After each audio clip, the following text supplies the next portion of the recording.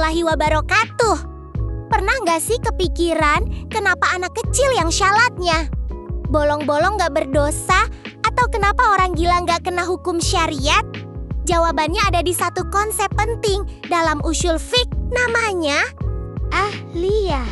Dan tenang, ini nggak seseram namanya dalam ushul fikih. Kita nggak cuma belajar apa hukumnya, tapi juga siapa yang kena hukum. Nah, disinilah konsep ahliyah berperan. Singkatnya, ahliyah itu kayak akses level. Dalam sebuah game, nggak semua orang langsung bisa main di level tertinggi. Sekara bakaza ahliyah berarti kelayakan.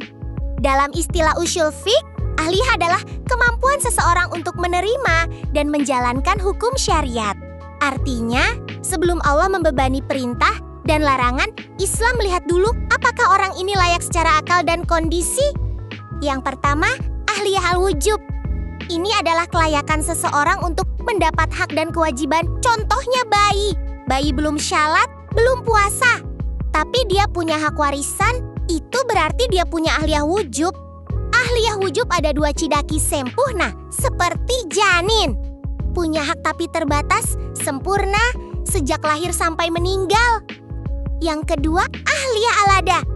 Ini adalah kemampuan seseorang untuk melaksanakan hukum dan dimintai pertanggungjawaban. Ahliyah ada juga bertingkat, tidak ada yaitu anak kecil. Orang gila tidak sempurna yaitu anak mumayyiz, sempurna yaitu orang balik dan berakal. Jadi Islam itu adil. Beban hukum selalu sebanding dengan kemampuan manusia. Konsep ahliyah ini bukan karangan ulama, tapi punya dasar kuat dalam dalil Al-Quran dan hadis. Allah tidak membebani seseorang melainkan sesuai dengan kesanggupannya. Qiyas Al-Baqarah 286. Pena catatan amal atau beban hukum diangkat dari 3 golongan. Dari orang yang tidur hingga ia bangun, dari anak kecil hingga ia balik bermimpi basah, dan dari orang gila hingga ia berakal akar. Abu Dawud, Tirmidzi, An-Nasai, dan Ibnu Majah. Dari Aliyah, kita belajar bahwa hukum Islam bukan untuk memberatkan, tapi menyesuaikan kondisi manusia.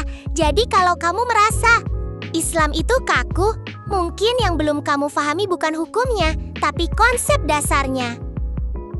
Kalau video ini bermanfaat, jangan lupa like, share, dan subscribe. Kita belajar ushul fiqh dengan cara yang masuk akal dan membumi.